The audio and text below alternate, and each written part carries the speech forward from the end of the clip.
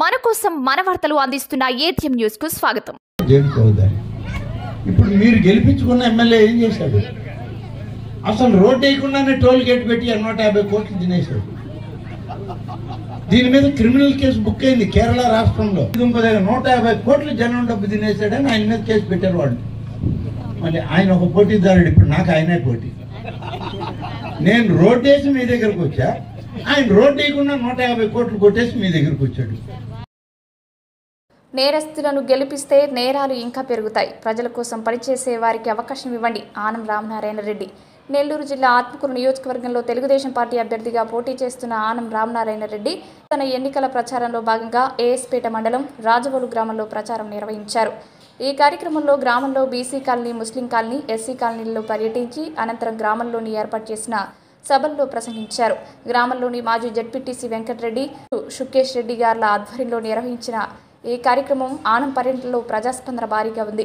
రామనారాయణ రెడ్డిని ఘనంగా స్వాగతం పలికి ఆయనకు స్థానిక ప్రజలు సన్మానించారు. అనంతరం ఏర్పాటు చేసిన సభల్లో ఆయన మాట్లాడుతూ ఈ ప్రాంత రైతులు సాగునీటి ఉపయోగం కోసం ఉత్తర కాలువ తవ్వేందుకు అటవీ శాఖలో పరిధిలోని భూముల్లో తవ్వినందుకు తనపై కేసులు నమోదు చేసుకుని సోమశిల ఉత్తర కాలువ ఈ గ్రామం వరకు పొడిగించినట్లు, అలాగే ఇదే గ్రామంలో వేమిరెడ్డి ప్రభాకర్ రెడ్డి గారి ఆధ్వర్యంలో మంచినీటి పథకాన్ని ఉచితంగా ఏర్పాటు చేశారని, చేసిన పనికి ఓట్లు అడగడం లేదని, మరింత సేవ చేసేందుకు మీ ముందుకు వచ్చామని అన్నారు.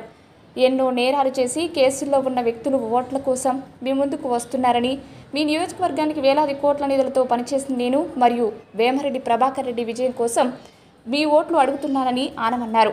నేరగాళ్లను అవకాశం ఇస్తే మన ప్రాంతాన్ని దోచుకుంటారని, అలాగే రాష్ట్రాన్ని అధోగతి పాలు చేసిన రెడ్డి ఇక్కడ రెడ్డి ఇద్దరు తిరిగి తమ ముందుకు వస్తున్నారని తగిన బుద్ధి చెప్పారని అన్నారు. ఈ కార్యక్రమంలో గ్రామ సర్పంచ్ నరసయ్య, గ్రామ టీడీపీ నేత వెంకట సుబ్బయ్య, రహమాన్ గిరి నాయుడు, మంగమూరు చిట్టమూరు వంశీయులు, మండల తెలుగుదేశం పార్టీ నేతలు, కార్యకర్తలు హాజరయ్యారు. ఇకపోతే చెరువులో నీళ్లు వాళ్ళు అనుమ సంవత్సరం వాళ్ళు ఆ పక్క కాలువ తీసుకొని పోయారు. అది ఒక సమస్య అయింది. మన ఊర్లో 150 ఎకరాలు పట్టకాలి. ఆయన రాజోలు గ్రామంలో పెద్దగా రాజకీయ వివరణ ఇవ్వాల్సిన అవసరం లేదు, కానీ తప్పనిసరిగా ఈరోజు జరిగేటువంటి పరిస్థితుల గురించి మీకైతే మంచిదే. ఇప్పుడు కూడా ఆయనే మీకు ఎమ్మెల్యే గెలిపించుకున్నారు, కానీ ఆయన ఏమైనా చేశాడా? అధికారంలో 3 ఏళ్ల నుంచి ఉన్నాడు కదా, ఏమైనా మీ ఊర్లో కొత్త పనులు ఏమైనా చేశారా అని అడుగుతున్నా. అంతకుముందు అధికారం లేదన్నారు, ఇప్పుడు అధికారంలో ఉన్నారు, ఏ పనులు చేయలేరు. మరి ఆయన చేసినటువంటి ఏ పని చేయకపోగా ఆయన చేసిన పని ఏంటంటే, ఇప్పుడు మనకి నెల్లూరుపాళెం దగ్గర పెద్ద జాతీయ రహదారి పోతుందా? నెల్లూరు నుంచి నెల్లూరుపాళెం దాకా సిమెంట్ రోడ్డు వేసామా, 3 లైన్ల రోడ్డు. మరి ఇక్కడి నుంచి బద్వేలు దాకా 3 లైన్ రోడ్డు పెట్టాం.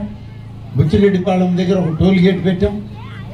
మన డీసీపల్లి దగ్గర ఒక టోల్ గేట్ పెట్టాం. ఇంత పెద్ద రోడ్డు వేసాక దాంట్లో కొంత భాగం ప్రభుత్వం ఇస్తే, కొంత భాగం ప్రైవేట్లు వాళ్ళు ఇచ్చారు.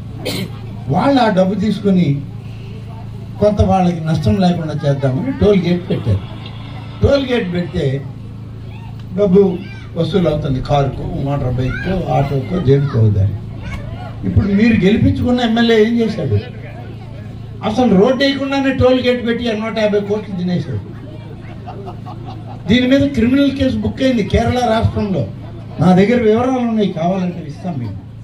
150 కోట్లు రోడ్డు వేయకుండానే కర్ర దించడం, కర్ర లేపడం, కర్ర దించడం, కర్ర లేపడం. ఇది ఇంకో దగ్గర 150 కోట్లు జనం డబ్బు తినేసాడని ఆయన మీద కేసు పెట్టారు వాళ్ళు. మళ్ళీ ఆయన ఒక పోటీదారుడు, ఇప్పుడు నాకు ఆయనే పోటీ.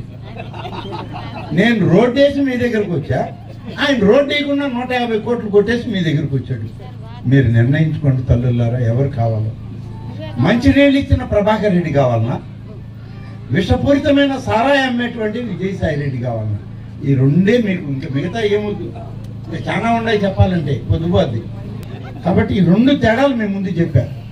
ఆలోచించండి, మంచి ఆలోచించండి. మీకు పనిచేసే వాళ్ళని గెలిపించుకోండి, మీకు పని ఎవరు చేస్తారో వాళ్ళని ఎంచుకోండి.